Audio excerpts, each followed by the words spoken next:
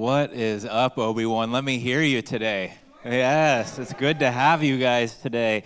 If you don't know me yet, my name is Chris, one of the pastors here. You know, it's so neat. The summer is just beginning. Woo! And we're halfway through May gray and June gloom, people. Yes, we are almost there. We are almost there. Anyway, hopefully you are enjoying the months that we're about to get into. Hey, as we start this message, I want you to think about a big decision that you had to make that weighed on you before. Whether it was because a serious decision, an important decision, a life-changing decision, think of a decision that has weighed on you before. As I was preparing for this message, I recalled a decision that weighed on me for probably a couple months. And the reason was it was a $30,000 decision for the Langdon family. Notice I didn't say 30,000 pennies, right? It was $30,000. That's a lot of money for the Langdon family. I know for you guys out there, you sneeze and you earn $30,000, but for the Langdons, that is a lot of money. And I remember thinking, I need to get wisdom on this decision. This is a big deal. So I started talking to some professionals about the decision. Here's the problem. Both professionals, and they were giving me opposite advice. I'm like, oh my gosh, like I need help. Like, would a couple of you at least help me down a path? You're giving me the opposite. So this was really, because it was a $30,000 decision, this was starting to really eat me up inside. And so I connect with someone else. They're going to help me. And I go to Robin to say, hey, I have another professional to talk to help. And she gently, lovingly stops me. And she's like, here's my wisdom for you. This has been eating you up for a couple months. I suggest that this is the last person you talk to. And then you need to make a decision. And it wasn't like an impatient, like, make a decision, It was just like, I can see it's eating you up inside. And I don't like that's happening to you. I wasn't doing something bad. I was trying to gain wisdom through making a good decision. The problem was it was heavy, it was $30,000, and I was getting opposite advice, and I didn't know what to do. Robin, listen, she was giving me wisdom to guard my heart because she knew how affected I was. And I wanted to share that story because when people think of wisdom, the default assumption may be that it helps them make good decisions. And that's true. Wisdom is essential for good decision making, and Proverbs shows us that. But we also need wisdom to guard our hearts. In fact, say with me, guard my heart. Yeah, we need wisdom to guard our hearts because that's important too. In fact, look what it says in Proverbs 4. This is a book about wisdom. Look what it says. Above all else. What?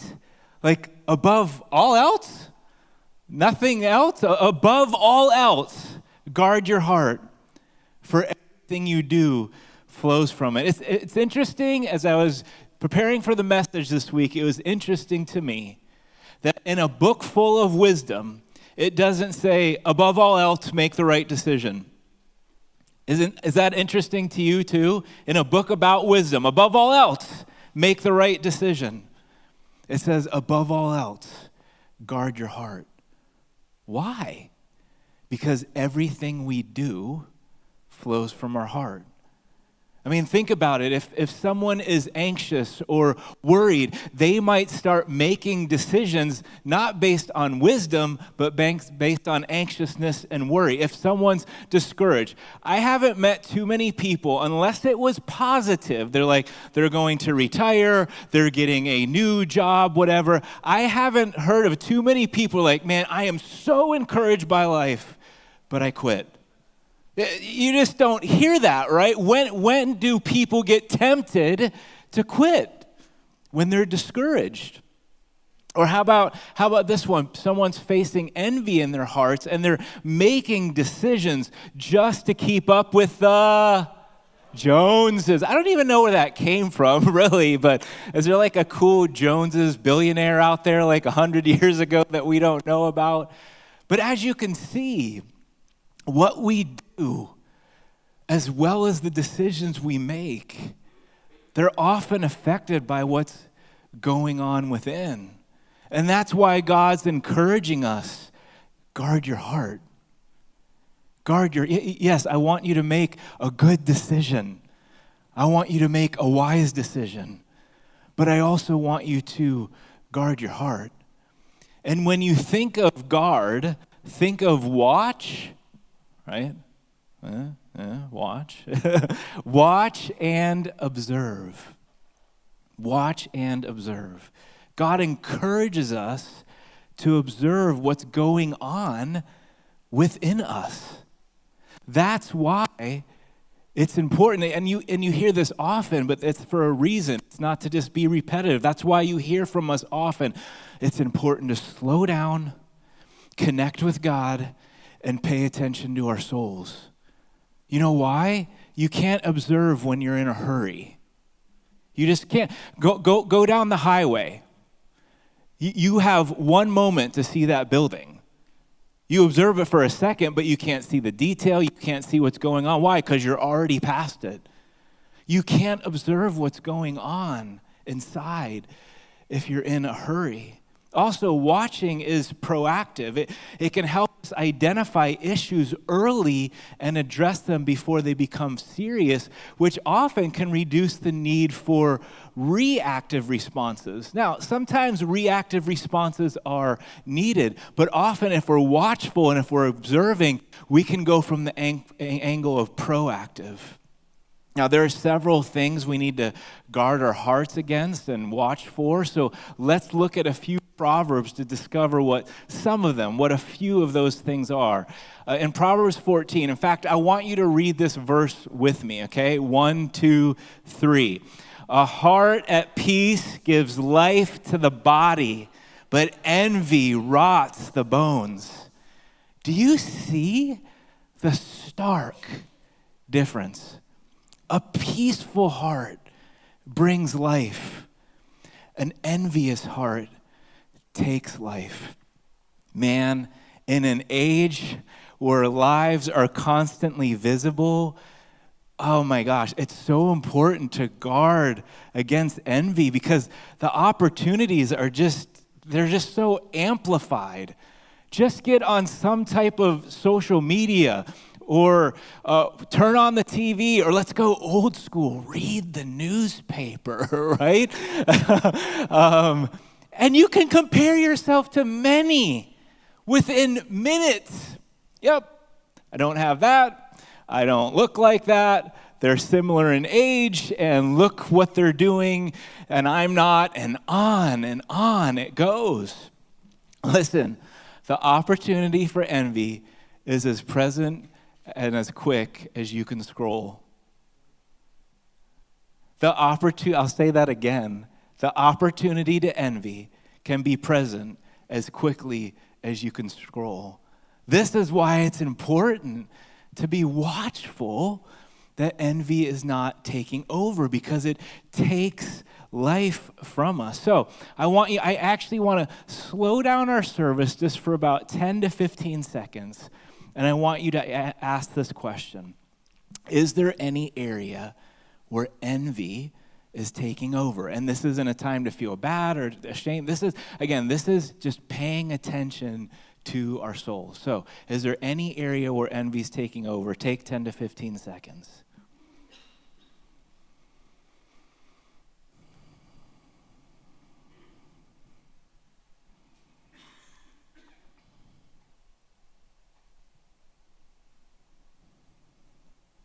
I don't know if you discovered something or not, but I want to be clear. Wanting something is fine.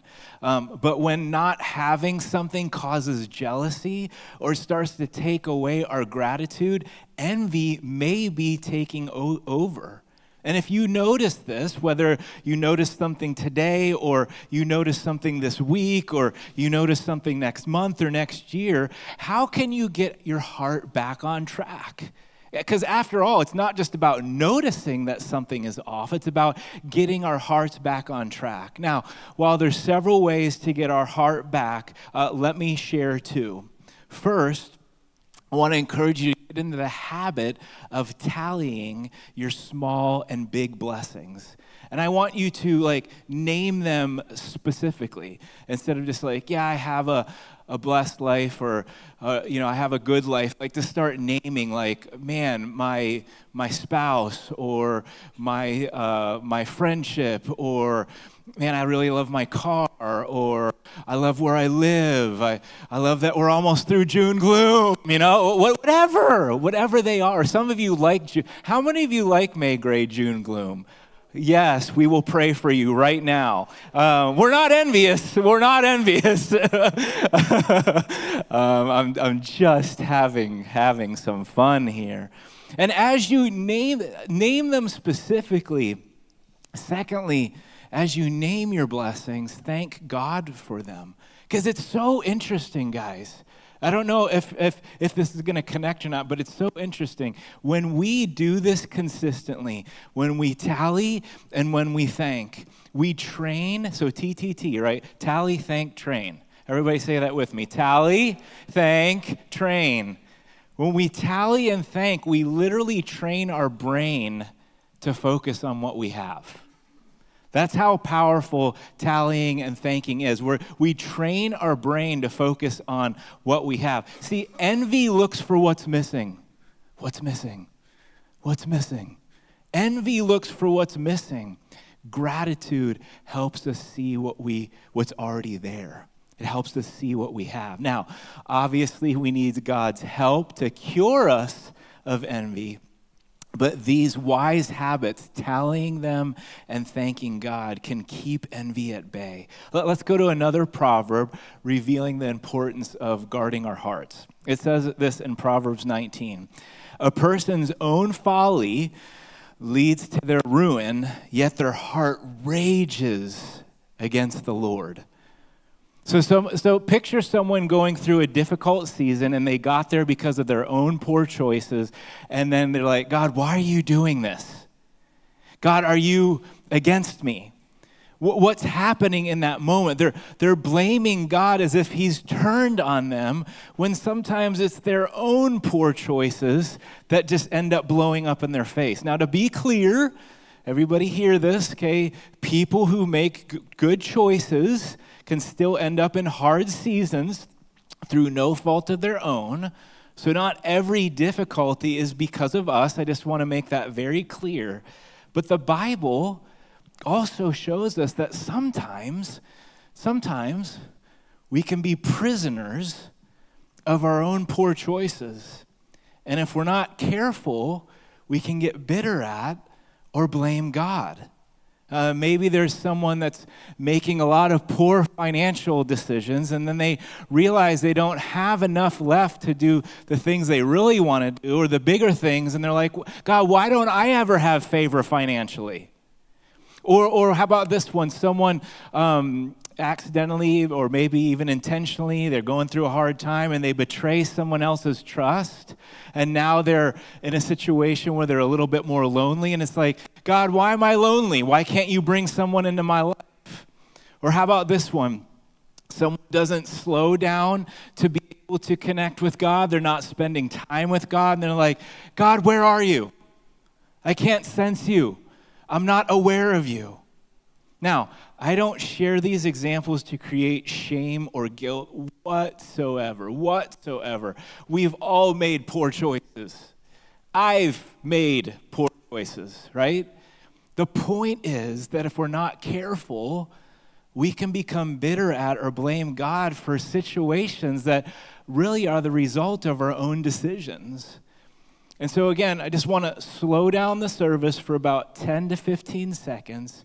And I want you to ask this question. Pay attention to your soul as you ask this question, as you take it before God. Is bitterness at God or blaming him starting to begin? So why don't you just take, again, 10 to 15 seconds, then we'll continue.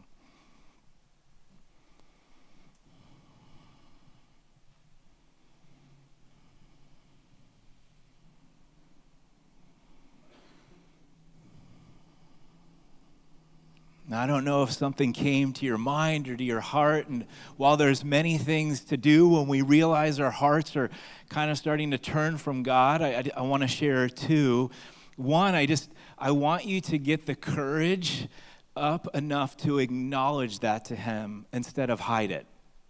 I remember a season that I was going through, and I didn't even realize how angry I was at God. So I'm just here to share with you. I've been angry at God before too, and I didn't even realize how angry I was at God until I just shouted at the top of my lungs at Him. Like it was one of the biggest shouts I probably have ever in frustration or anger ever done before. I was so angry. I was so mad. In fact, I think I even shocked myself thinking like, whoa, I'm really angry. And I kind of just let God have it. And I just said a few choice words to Him as well. Now, did He want me to stay angry at Him? Of course not. But He could handle that I was. He could handle my honesty. He could handle where I was. Does He want you, if whether it started or you're realizing like, wow, yeah, maybe I'm a little bit more than I thought. Does He want you to stay bitter at Him? Of course not. But He can handle you being at that place. And that's why I want to encourage you to acknowledge it. God, I'm angry at you. Or God, I'm really angry at you. Even if you have to shout it like I did. Start there. Now don't end there. But start with acknowledging that. And then as you acknowledge that, maybe it's like, God, I am angry at you right now, but one day at a time, not overnight, one day at a time, help me to let go of my anger towards you and build trust in you again. And then second, as trust builds, humbly ask Him for help. Even if our poor choices got us there, He can help us rebuild our lives one wise decision at a time. So I hope that's helpful to you if you're going through that or if you go through that later. Let's go to another proverb showing the importance of guarding our hearts. It says this in Proverbs 13. It says, hope deferred makes the heart happy. Yay! Yes, I have to wait. Woo! Love it. No. Hope deferred makes the heart sick, but a longing fulfilled is a tree of life.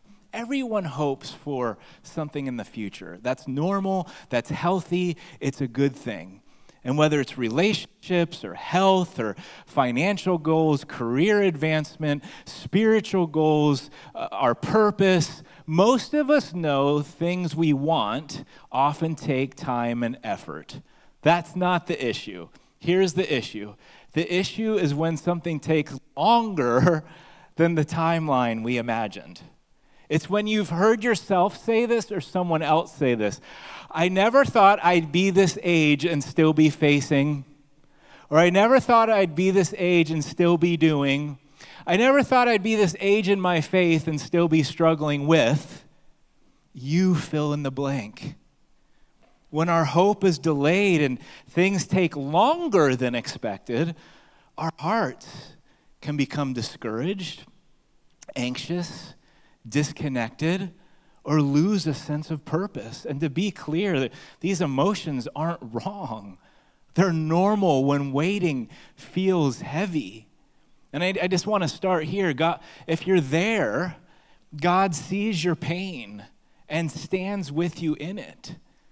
Over time, though, we don't want the pain to have final say in how we act and make decisions.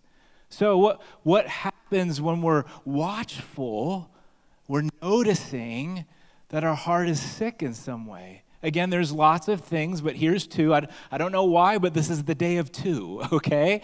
One, share with him. Share with God. Again, that courage to be like, God, I'm sad. I'm worried. I feel lost. And then ask him to help you navigate and face it. Now, difficult emotions may not disappear right away. Doesn't mean God's not working if they don't disappear right away. They may not, but he can steady you through them, right? He can walk with you in those difficult emotions. And sticking with this share thought process, maybe for some it's sharing with someone who's wise. Not only with God, but someone else who's wise. In fact, with all the things that we talked about today, it may be helpful to share with someone. Listen into why. In Proverbs 20, it says this: the purposes of a person's heart are deep waters, but one who has insight draws those purposes out. So for us, there's times where our purposes are deep within us. We don't know what's going on. Being able to talk to someone wise can draw those things out. And whether it's anxious, envious, or sad, we don't always know what's going on within us. Even when we can name the emotion, we may not know its cause. For example, we might feel disconnected or feel a loss of purpose without knowing why. Like, I know that I'm here, but I don't know why. In fact, some things seem really good right now, but I don't know why I'm at this place of losing purpose. Or we may notice bitterness at God growing without knowing how to deal with it. And talking to a wise friend or a pastor, a mentor, or a therapist can often bring clarity. They may be able to give perspective or perseverance or patience or even guidance that can help. And two, when you notice that your heart is affected in some way, ask him to help you trust him to surrender the results and the timing. To surrender the results and the timing. Now, to be clear, it doesn't mean you're giving up. Far from it. You're just trusting the one with the outcome. The one that we sang about earlier where we're like, there's only one of one, it's just you. Why? Because he knows best. We're not giving up. We're surrendering to his timing, his results, his outcome. Now today, we looked at why it's important to guard and kind of observe and protect our hearts. And as June begins, I invite you to choose one area that we talked about today where you need his help and spend this month, or maybe even this summer. Again, slow down. Let's deal with these things. Let's ask God for help. We don't have to be embarrassed about these things at all. It doesn't say above all else guard your heart so you feel embarrassed. Above all else guard your heart so that you feel ashamed. Let's slow down. So whether it's I invite you to choose one. Of course, you can do whatever you want, but the invitation is there to choose one area and spend this month or even the summer getting your heart back on track. So let's go over these one more time. If you today realize it, or maybe for a while you know that you've been struggling with envy, the invitation for you is during the month of June or for the summer that you're going to tally and thank. Remember the third T? If you tally and thank, it does what? It trains. Hey, see, you guys are awesome. And so tally and thank. So number two, if you've noticed that there's some bitterness or blame at God, we invite you as OB1 to take June or all of the summer to be courageous enough to God, I do acknowledge there's some bitterness, there's some blame there. I will start there. And then you're going to ask him, God, help me over time to trust you so that trust is built back up again. And when it is, I'm going to ask you to give me wisdom to rebuild my life one wise decision at a time. And then number 3, if you notice that your heart is sick, we're going to invite you in June or the summer to share it with God. Maybe for some, you need to share it with others as well. And then in time, I'm not saying it has to happen right away because these things can be hard, but you're asking God, help me to trust you enough with the results and the outcome to surrender those things to you. To surrender those things to you. So we're going to practice this right now. And so I want you to take 2 minutes before the worship team comes back out. Again, we're going to slow down the service for your benefit so you're not just speeding by life. Just take like 2 minutes. And if there's one on this list, you're like, yeah, I can use a little bit of that. And again, this is not for shame or guilt. This is for awareness. This is for observing. This is for watching. Because God says, guard this. Guard this. Why do we guard it, God? Because everything we do flows from our hearts. And so if there's something, something on here that, and you're like, you know what, none of them really apply to me, that's okay too. Ask God to guard your heart and maybe reveal something that has been attacking your heart lately. So take 2 minutes just between you and God to connect with him, and then the worship team will come out and start to close us. Love you guys.